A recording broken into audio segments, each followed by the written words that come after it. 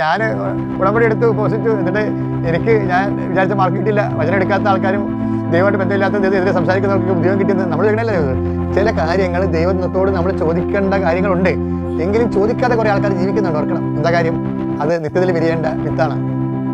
ദൈവം എന്താണ് നമ്മളോട് ഇങ്ങനെ ചെയ്തത്? അതിൻ്റെ പേര് ചില അണ്ണന്മാർ ദൈവം ഇല്ലെന്ന് പറഞ്ഞ് പോകുന്നവരുണ്ട്.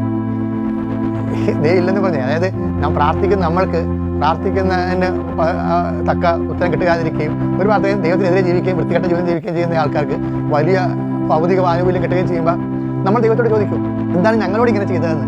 എന്നിട്ട് നമ്മൾ പുറത്ത് പറയത്തില്ലെങ്കിലും ഒരു നിർമ്മതക്കാരനായിട്ടും സുവിശേഷ ചൈതന്യം ഇല്ലാത്തവനായിട്ടും പ്രാർത്ഥന നമ്മൾ ഊതിക്കെടുത്തു. നിങ്ങൾ ഊതിക്കെടുത്തില്ലെങ്കിൽ നിങ്ങൾ പ്രാർത്ഥിക്കത്തില്ല. പ്രാർത്ഥന ഊതിക്കെടുത്തത് പ്രാർത്ഥിക്കാത്തതൊന്നും തന്നെയാണ്. അപ്പം അങ്ങനെ നമ്മൾ മരവിച്ച് പോകും. അപ്പോൾ നമുക്ക് വേണ്ടിയാണ് ഈ മാതാവ് ചോദിക്കുന്നത്, മകനെ ഞങ്ങളോട് നീ എന്താണ് ഇങ്ങനെ ചെയ്തത്? കാര്യം ഇതിൻ്റെ എക്സ്പ്ലനേഷൻ നിനക്ക് തരാവുന്നേ ഉണ്ടായിരുന്നുള്ളൂ.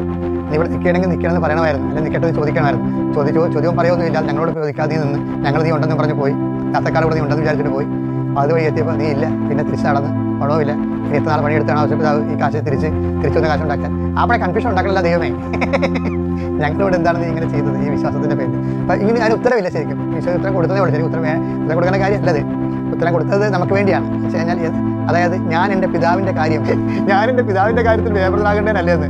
നിങ്ങൾക്കറിയാലോ പിതാവിൻ്റെ കാര്യം കല്യാണ കാര്യമല്ലെന്ന്. അത് ചോരക്കളിയാണേ. നിങ്ങൾക്ക് മനസ്സിലാക്കാൻ വേണ്ടി ഇങ്ങനെ സംസാരിക്കുന്നത് ചോരക്കളിയാണ്.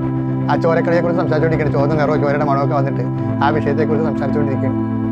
ഇനി സംസാരം കൂടുമ്പോൾ ചെയ്യും. നമുക്ക് എൻ്റെ അടുത്ത് നിൽക്കാൻ പറ്റില്ല. എൻ്റെ അടുത്ത് ഇത് പറയുമ്പോൾ അതാണ് അന്ന് അവൻ ചോദിക്കും, പിതാവേ നീ എന്താണ് എന്നോട് ഇങ്ങനെ ചെയ്തത്? അതിന് പകരം എൻ്റെ അമ്മ അവരോട് ചോദിക്കുകയാണ്, എന്താണ് എന്നോട് ഇങ്ങനെ ചെയ്തത്? അപ്പോൾ ഇത്രയും മനസ്സിലാക്കിയാൽ മതി, അത് പിതാവിൻ്റെ കാര്യമാണ്. എൻ്റെ ദൈവത്തിൽ നിന്ന് വൃത്തിയും മേനയുമായിട്ട് ഉത്തരം കിട്ടാത്ത ഒരു സാധനം എൻ്റെ ജീവിതത്തിലുണ്ടെങ്കിൽ അത് പിതാവിൻ്റെ കാര്യമാണ്. പിന്നെന്താണ്? അത് നിത്യത്തിൽ വിരിയേണ്ട വിത്താണ്. എത്ര മേനിയാണെന്ന് നമുക്ക് അപ്പം കാണാം. ഓക്കെ അല്ലേ?